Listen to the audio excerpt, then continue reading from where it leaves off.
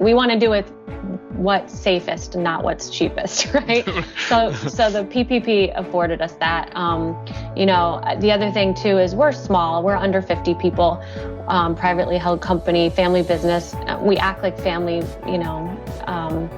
we don't want to cut deep and cut hard when we hit hard times. We want to keep our people on. So that this PPP allows us to do that. And then even better, we can use the slow times to work on all these different projects that have us be stronger when we come out of this.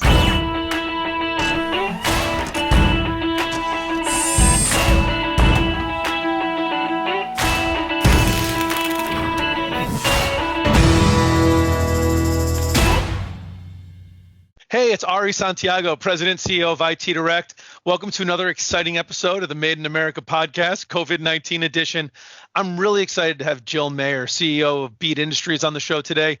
Jill's a longtime friend. We see each other at a bunch of stuff, and Bead's doing some really exciting stuff through this change, just as they have been beforehand and will be into the future. So, Jill, thanks so much for coming on and sharing your experiences with the audience. Thanks, Ari. I'm glad to be here. Well, listen, it's Made in America podcast, Jill. So let's go with, what do you make and why do you make it? Okay, so our original product we started with in 1914 is bead chain, and we still supply that product, but we no longer manufacture it. And we manufacture custom electronic contact pins for the automotive industry, connector industry, medical. And then we also have a division in Cheshire that produces commercial plumbing fixture trim. So that's there you us. Go. Long history. And for those of you Made in America fans, Jill did a full episode with some great background. There's a little book from their anniversary behind me, and I'm really excited to launch that when we get back to into kind of the next stage. But for now, let's kind of talk about where we are kind of going into this COVID crisis or going through it. And a lot of people who've been into the podcast know that I've been talking about sort of the four phases, right? Phase one, change, phase two, the abnormalcy phase that I think we're kind of in now, moving into phase three, recovery, and getting set up for phase four, thrive. So Jill, maybe you could just start off, talking about what did Bead do to get through that phase one change process, going from what things were like before with people coming in normal shifts and normal spacing. What have you guys done to get through the change phase of this COVID crisis? Well, I will say that coincidentally, and thank goodness, we had, obviously we didn't plan for a pandemic. Who does? But we had, right before things kind of went sideways, we had how do you even say it? We put our ERP in the cloud. So that made for working remotely incredibly easy. And that was done within days before that happened. So that made the remote work possible. And then what was the other thing we had basically started I'm trying to think. Separating your shifts, because you guys, you guys at manufacturing, I've been toured the facility. It's going to be hard to get people like getting away, getting that social distancing in place. What did you do to keep open and keep that social distancing working? Okay, so we separated into two groups, and we had the first group have a different lunch, different break time. We made sure that they were using different entrances, and that they were using even different bathrooms and different lockers. So that helped for sure. And have you guys been able to keep kind of COVID out of Bead and been able to keep in production throughout this whole time period? We have. We've been really strict and regimented with the masks. Obviously, we have the sanitizer everywhere. And then we have the entire facility cleaned daily. So that's huge. Yeah. So it's been working out pretty well, it sounds like. It has. Knock on wood. Yeah, absolutely. So now that we're kind of through that change and you've gotten set up, the shifting is working, the social distancing, you've been able to keep production and on-time deliveries and doing all that. Let's talk a little about the impact of the business. We've talked a lot about on the podcast about aerospace, about defense contracting, about medical devices. We talked a little bit about automotive, but haven't had someone, with your kind of depth of automotive experience. I know almost half of Bead's business is in automotive. So maybe you could share with the audience, what is it like to be in automotive manufacturing, supply chain these days? Yeah, so roughly 40% of the electronics business is automotive. The quality needs to be super tight. Automotive, there's obviously you can't have any quality issues. So yeah, we've been seeing a slowdown in orders. Sometimes because we sell globally, sometimes countries, for example, Mexico, a bunch of plants were shut down, but we had customers in other areas. So while we had orders slowed down from them, but in other areas, the orders were okay. And then that swaps out. So just trying to adjust to the needs and the demands. And one thing we're doing to kind of boost that for the future is we have our ISO certification, and for automotive, it's called an IATF certification. And so a lot of our customers are requiring that, or future customers will require that. So that's something we're using this time to work towards. Wow, so taking advantage of like a little bit of that free time to boost up and get ready for the future, which is pretty awesome. Exactly. So like, we've talked a lot, there's some downside opportunities. So you already kind of flipped it over to the upside opportunities. So let's kind of take that opportunity to talk some more about that. So you're looking at the IATF certification to help make you more competitive, more, better looking to new future customers. Mm-hmm. Have you seen any other opportunities to be able to take advantage of during this time? Yeah, so we were already working on our next generation machinery prototype, which basically a lot of our old equipment doesn't connect to our ERP system. We have to do manual. We have to enter production manually. There's a lot of predictive maintenance and different things that we could be doing if our machines were connected.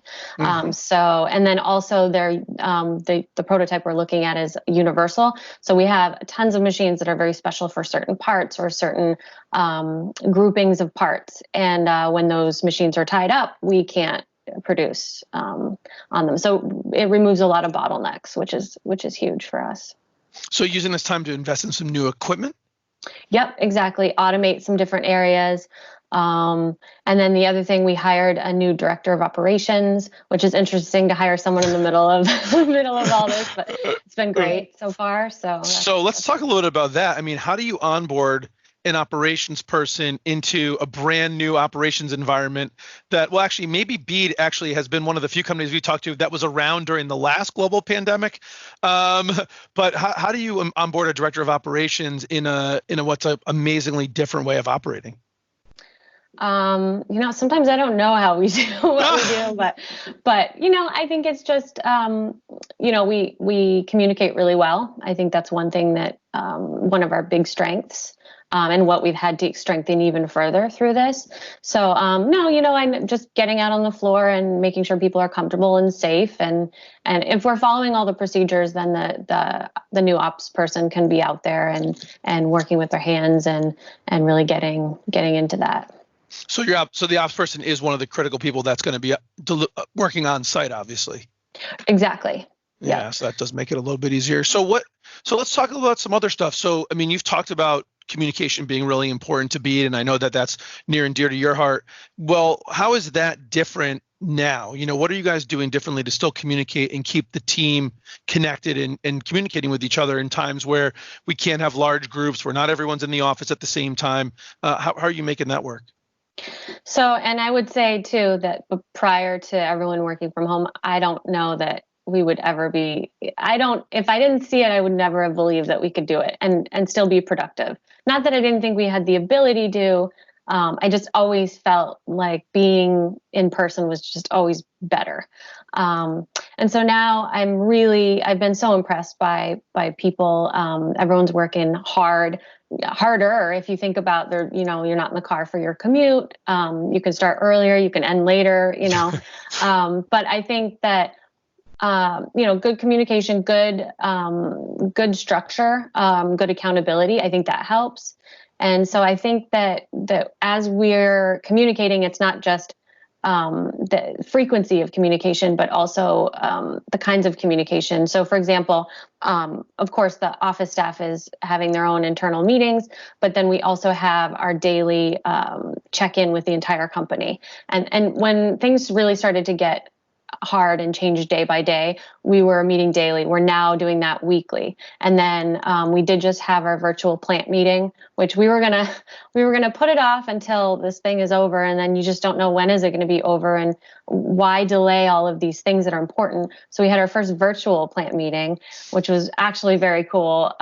We had all of the remote staff, Zoom in, and then we had cameras set up, and we had all of our factory workers in chairs 6 feet apart, kind of out. We have this big entry area that they were all sitting in, and with their masks and 6 feet apart. So it was really, really neat to see everybody, and it worked. So I mean, was it as good as in person? No, but it was a darn good second best, I think.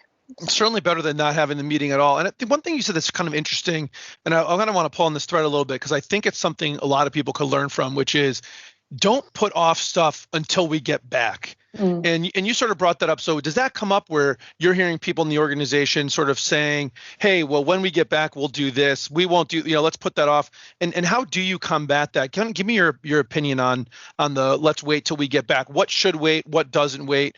At what point is second best really important to do now? Right. Well, I think first off, the longer you wait, the less important it feels like that meeting was to begin with that you were having. And I think if you make it pretty clear that this is not going to be, don't expect it to be as awesome as, the original version, but let's have fun with it. So I guess being a little more flexible and asking people to be open-minded and say, look, we'll try it. If it doesn't work, we will wait until after this is over, whenever that may be. So I don't know. Does that answer the question? Yeah. I mean, are you getting bubble ups from let me ask you this. I mean, what do you do to kind of communicate with the people that work at Bead, right? And understand their concerns, right? Their fears about safety, not even just that, but maybe their fears of not knowing what's going on or feeling disconnected. Like, how do you kind of get with the team, or do you guys have a process to pick up on that type of stuff when you can't do sort of management by walking around as easily? Right.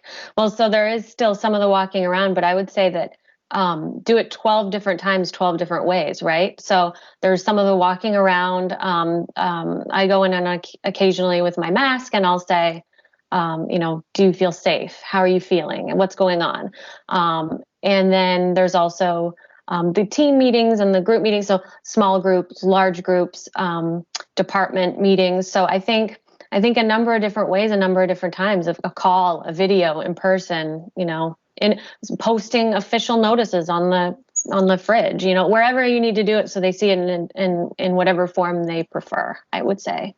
Yeah. And one of the things that we had talked about kind of before is the payroll protection program, the PPP, right? And I think, Bead was able to take advantage, or I think got approved, right, for PPP. How do you view PPP in terms of how it's going to help you? What are you using it to leverage? Like, how does that fit into your sort of COVID plans? Well, thank God for PPP. And that was the other thing I couldn't think of that we did right before the pandemic. We switched banks. Oh. And so we have a really good banking relationship, and it was just in time. If it weren't for PPP, I mean, our company has been through World War I, World War II, depressions, recessions, and now a pandemic. Honestly, I'm not sure, because as the orders go down, but our expenses stay the same, we don't have debt, but we just don't have a stockpile of cash that we can deal with something like this. So, I think the first thing that we did was let employees know that, look, if there's an infection, we will shut down and we will disinfect and we'll quarantine. So I think before it was sort of, do we shut down for a day? Do we shut down for 2 weeks? What do we do? What can we afford? And I think when what can you afford messes with what's safest, I think that's dangerous, right? Like, we want to do it what's safest, not what's cheapest, right? So the PPP afforded us that. The other thing too is we're small, we're under 50 people. privately held company, family business. We act like family, we don't want to cut deep and cut hard when we hit hard times. We want to keep our people on. So that this PPP allows us to do that. And then even better, we can use the slow times to work on all these different projects that have us be stronger when we come out of this. So in many ways, I feel like it's almost advantageous to. It's like, this is a poor analogy, but when people go to jail, they're reading and they're working on their fitness, or finally I can lift weights. I don't know, but I think we have to pause and we have to slow down, and you can take advantage of it and work on your skills and grow, or you can freeze. Right. And it sounds like you guys are doing. I mean, we were stuff you already talked about, that I just made some notes of, like sort of that, that next gen, machine you guys are talking about, bringing that the new director of ops. What are some other things that you guys are looking at doing during this time to make Bead a better, stronger organization to come out and thrive, when we get to the other side of this thing, whatever that looks like? What are some of the other things you do? Yeah, and at McGuire, our commercial plumbing fixture trim manufacturing company, they're developing new products. They just opened a rapid fulfillment center on the West Coast so that we can service our customers on the West Coast more quickly. I mean, Amazon can do it in 2 days, so everyone wants it in 2 days. How do you do that from the East Coast? So stuff like that. What else? Any stuff to like run the business better? Like, have you guys thought about? Yeah. I see where you're going with this.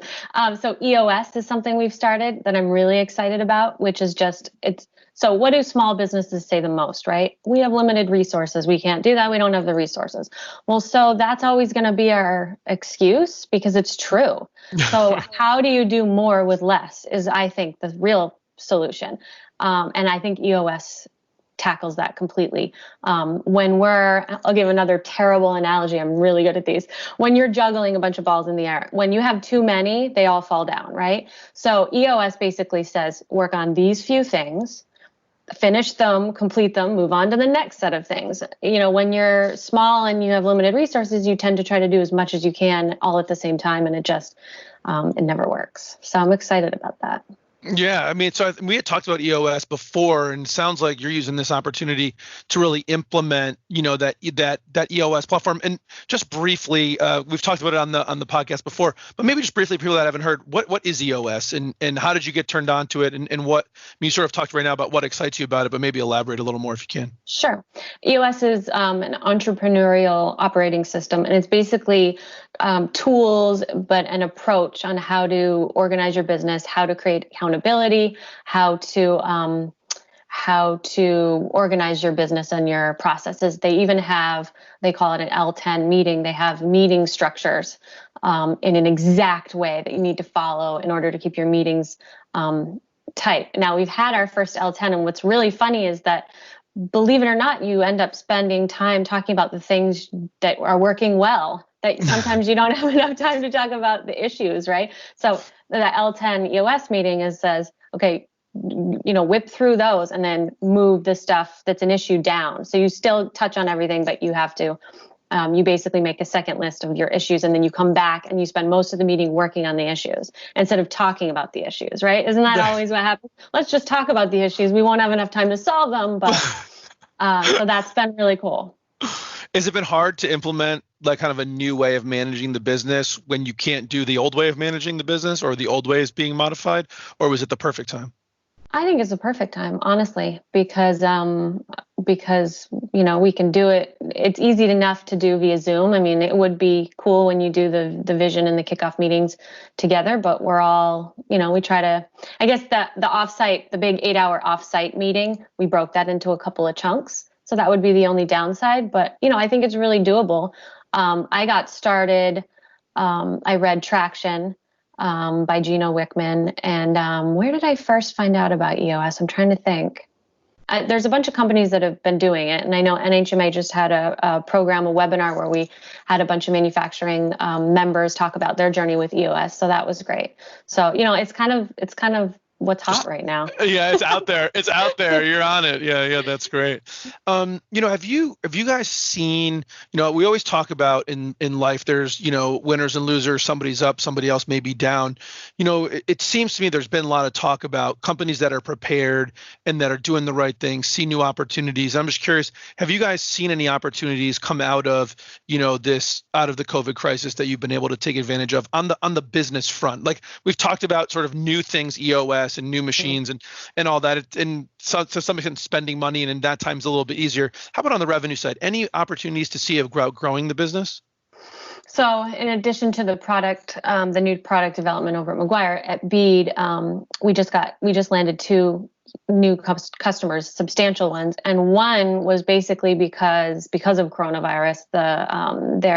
Their previous customer, their existing customer, wasn't able to cut it. So we swooped in, and that was really exciting because that's what you do. That's what you do. That's right. That's amazing. Was that a relationship you guys were already sort of cultivating? Was it someone like got referred and called you out of the blue? Like I'm just wondering, how did someone find those opportunities out there?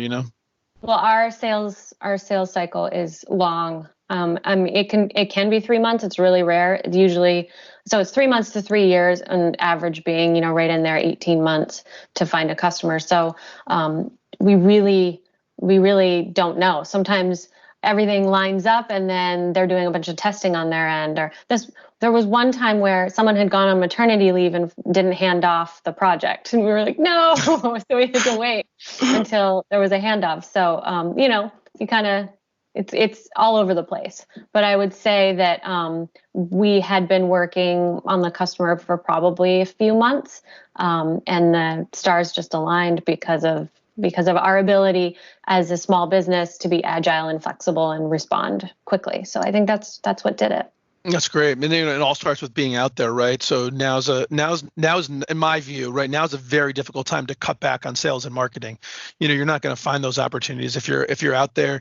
And what are you guys finding? Is there a new message that Bead's out there or McGuire's out there telling people in sort of the current coronavirus COVID-19 pandemic environment, or is it just sort of the same message you guys were telling before? I think it's a little bit of both. We're still saying the same things, but I think we're also saying we're safe, we're good, we're open, we're ready to rock and roll. And we started reaching out specifically to the states that are reopening sooner, if there's any customers in those states. And we're also really global too. So, a lot of that factors in, but, I think we're beefing up social media. I mean, those are the types of things you can be doing right now, especially with our sales cycle stuff that we could be doing now. Maybe there's no immediate impact, but we'll see it down the road when we are ramp up production. So absolutely. And listen, the same thing is true in the reverse, right? If you have an 18-month average sales cycle and you don't start the process now and you wait 6 months to start, it's just going to be 18 months plus the 6 you waited. Right. And you never find those short-term last minute opportunities. One thing that people will hear when we release the nice mug, by the way. Thank you. one of the things people will hear when we release the long form episode we recorded previously is just how passionate you are about culture, and building the culture, at Bead and continuing that culture. How do you address that now? What are you guys doing to kind of maintain that unique culture? Because I think you made a point earlier that I think is really great. Every company has its advantages, right? Big companies have advantages, mid-sized companies, and small, closely held family companies, have their advantages, a lot of which is not feeling like a number, that tight-knit community, feeling like a person, being able to do cultural things that's harder for bigger organizations. That seems like it could be challenging, kind of, especially when we're in the abnormalcy phase of the COVID crisis. How are you managing to maintain that extra special touch that Bead has during this time? Or maybe you're not able to.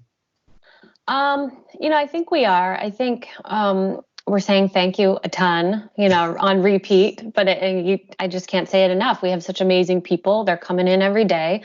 People working remotely are bringing their A game. One of the things we did, I think there's got to be some element of fun without making light, right? It's serious time and it's a little scary. No one's arguing with that. But like when the first week that we had to all start wearing masks, we all felt a little silly. It was hard to breathe. We were, getting used to it. I brought some cookies in the shapes of masks. So, wear a mask, eat a mask cookie.